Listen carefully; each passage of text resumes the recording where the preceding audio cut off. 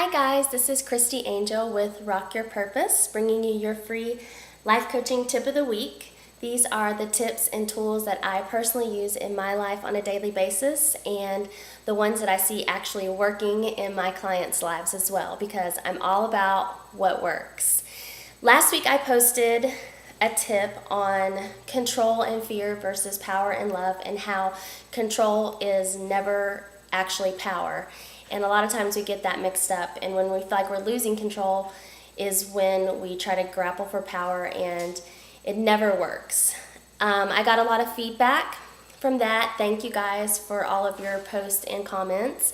And I got some emails asking, how do I know when I'm in that power state, and how do I know what love looks like? I mean, in the English language, we have so many words for love that it really is hard to say, well, this is what it looks like when I'm in love.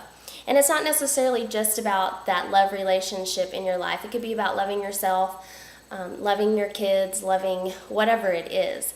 And the love that I'm referring to is a synonym that we use for God when we say God is love. It's literally tapping into that God inside of you.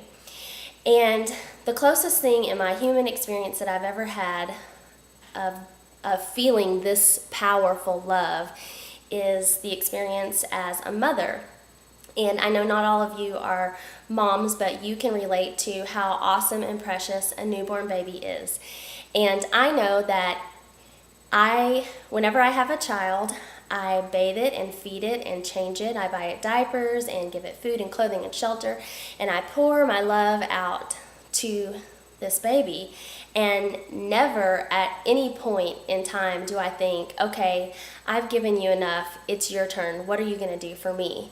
Because that's not love. We would never even think of doing that to our kids. And yet that's what we do to ourselves and to each other on a daily basis. It's like we say, I've done this much and that's as far as I'm going to go until I receive something back. Say that you were a store owner and you just had so much of a particular product that you were giving it away for free, and someone comes in a mask with a gun and says, you know, this is a stick up, give me this stuff. And you're like, dude, it's free. you don't have to steal.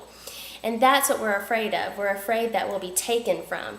But when you're giving something away for free, it can never be stolen from you.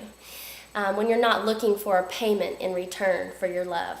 And so that's the best scenario that I can give, like in my experience of what it feels like to be in love. So anytime that your feelings are hurt in a relationship or in a situation, then on some level you were giving to get something back, and that person did not live up to your expectation. They disappointed you, and that will always send you back into that fear mode. I'm afraid that I'm getting taken advantage of. I'm afraid that I'm losing all my control. When in fact, control is illusion, and so is fear. So anytime that you're starting to feel those feelings, step back, ask yourself, am I giving to take? Because love is not a give and take. And I think that we've been taught that as a society, and that has never worked for me.